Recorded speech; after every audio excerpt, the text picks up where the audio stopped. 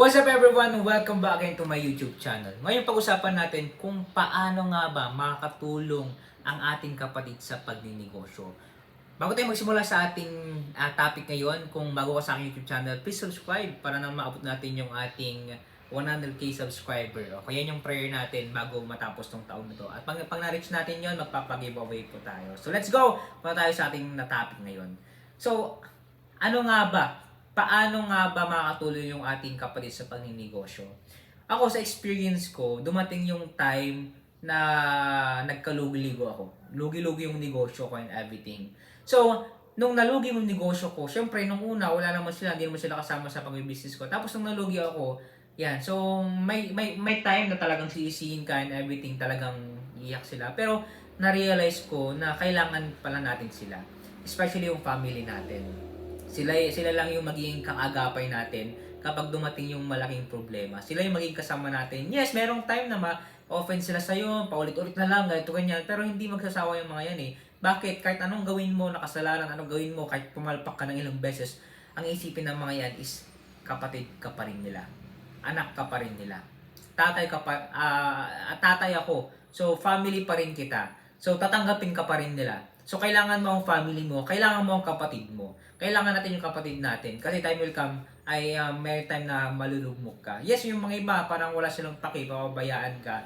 Pero sa akin yung part ko, naging blessing sa akin yung kapatid ko.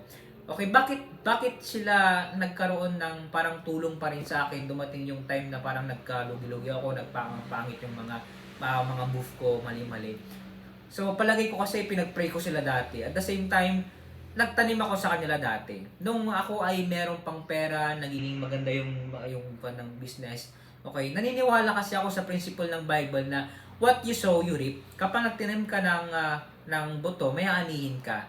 Okay, meron kang anihing bunga. Okay, dati kasi talagang andun yung concern ako sa kanila dati. Okay, kahit papano meron tayong konting tinutulong. Tapos, nung time na bumagsak ako, andyan sila to support us. Wala silang may bibigay na pera and everything, pero to support us na kaya natin to. Okay? Parang minsan ayaw kong ipakita sa kanila na umiiyak ako eh. Yung parang tutok-tok sila sa office ko tapos ako umiiyak ako. May time na ayaw kong ipakita sa kanila. Kasi ayaw ko na maapektuhan sila sa problema ko. Pero ganun talaga. Kapag yung may problema is apektado buong pamilya.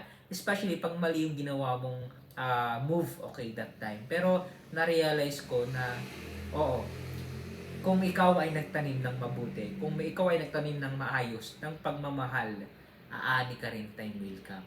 Kasi dati talagang pinagpipray ko yung kapatid ko. Ngayon, narip ko rin naman na yung iba, narip ko na rin, pati yung mga tumulong sa akin, narip ko na.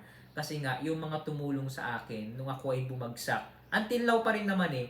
So, na-realize ko na kailangan pala talaga na magtanim ng maayos, taos puso, maganda yung motive, maayos yung motive mo. So, naniniwala ko na kung ano yung tinanim mo, yun yung aanihin mo. Kaya, we pray na maging maayos yung mga itatanim natin. Kasi yung family natin, yung kapatid natin, tutulungan na tayo. Yes, hindi natin sila maging empleyado, hindi natin sila maging kasama sa negosyo, pero andyan sila na parang kahit na tatapitin ka lang sa likod, ipagpipray ka lang, blessing na yan para sa atin. Yun lang naman, kaya tuloy lang tayo kung anong mangyari. Kailangan natin yung mga kapatid natin, yung family natin. Alright? Huwag niyong isipin na hindi natin sila kailangan. Meron pala akong ginawang libro kung sino pong bumili. Nandito yung kwento ko. Okay, dito kayo matututo. Especially sa mga gustong magsimula ng negosyo o kaya naman sa mga gusto o kaya yung gustong magkaroon ng masolusyonan yung problema. Andito po. Okay, bitin niyo pong basahin. Kung gusto niyo pong bumili, nasa comment section po yung Facebook page link. Pwede po kayo mag-order doon. Mag-message lang po kayo. Kaya naman sa description yung Facebook page link po natin. Andun po. Okay, huwag niyo pong kalimutan na mag-like and follow sa Facebook page po natin. Kasi bago lang po yan. Dahil para po yan sa mga gustong mag-order ng ating libro. Okay, dito muna tayo. Salamat po sa inyong panonood. Salamat sa suporta. Huwag niyong kakalimutan na kasama natin ang ating pamilya sa hirap at ginhawa. Okay? So, lagi tayong manalangin sa Panginoon na maging maayos lahat ng sitwasyon natin sa buhay because we need God in our life, in our business. Dito muna tayo. See you in my next vlog. Bye-bye. God bless.